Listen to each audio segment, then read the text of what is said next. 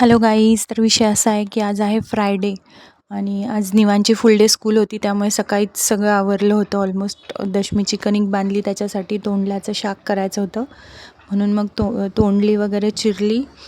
त्याच्यासाठी दशमी शाक असं सगळा टिफिन बनवला. त्याला उठून तो आंघोळ करून पूजा करायला गेला होता, तोपर्यंत त्याचा टिफिन पॅक केला.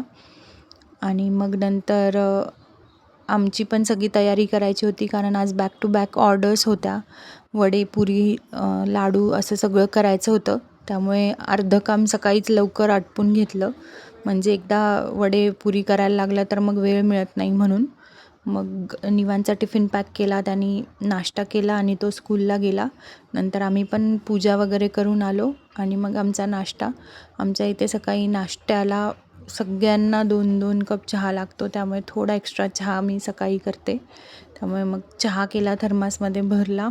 आम्ही सगळ्यांनी नाश्ता केला आणि मग नंतर थोडं किचन वगैरे आटपून मग वडे करायला बसलो की मग थोडासा लोड कमी येतो, म्हणून किचन वगैरे आटपून वडे करायला घेतले. वडे होता होता ऑलमोस्ट 12:30 वाजले, त्यामुळे मग एक साईडला शेवटचा घाणा तळत होते तेव्हा रसोईची पण तयारी केली. म्हणजे आज संध्याकाळी पावभाजीची भाजी होती, म्हणून सकाळी लाईटच केलं थोडं. कढी आणि पुलाव असं दुपारचा मेनू होता. मग एक साईडला ते झालं, एक साईडला वडे झाले. मग जेवण वगैरे झालं, मग पुरी केली, मग मम्मींनी बेसनचे लाडू केले आणि हे सगळं होता होता संध्याकाळ झाली.